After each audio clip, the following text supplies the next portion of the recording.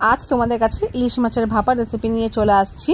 তার জন্য আমি এখানে কিছু মাছ নিয়েছি আর সেখানে লবণ, হলুদ আর কাঁচা তেল দিয়ে মাছটাকে ভালো করে মেখে রেখে দেবো যাতে লবণটা মাছের ভেতরে ঢোকে। আর এখানে আমি মশলা নিয়েছি সরষা, পোস্ত আর কিছু কাঁচা লঙ্কা, সেটাকে ভালো করে মিক্সিতে বেটে নেব। তারপর তেলের মধ্যে কালো জিরা, কাঁচা লঙ্কা ফোড়ন দিয়ে সেখানে কয়েকটা টমেটো কুচি দিয়ে দিলাম।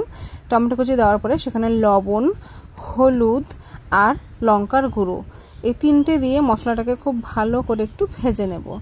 একটু ভাজা ভাজা হয়ে গেলে সেখানে বেটে রাখা মশলাটা দিয়ে দেব, দিয়ে ভালো করে নাড়াচাড়া করব আর সামান্য পরিমাণে একটু জল দেব।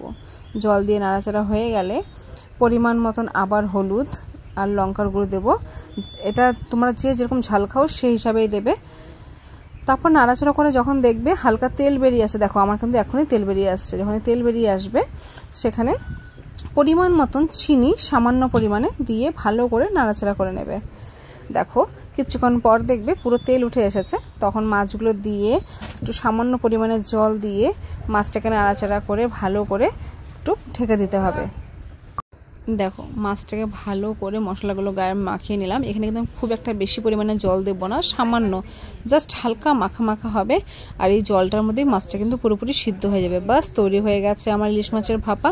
কেমন লাগছে দেখে অবশ্যই কমেন্ট করে জানিও। আর মাছটাকে কিন্তু আবার বেশিও ফোটানো যাবে না, তাহলে কিন্তু মাছটা ভেঙে যাবে।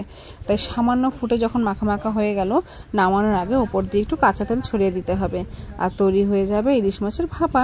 খেতে কিন্তু খুব টেস্টি হয়, গরম গরম ভাতের সঙ্গে কিন্তু এই মাছটা দিয়ে ভাত খাওয়া যাবে। কেমন লাগলো জানিও।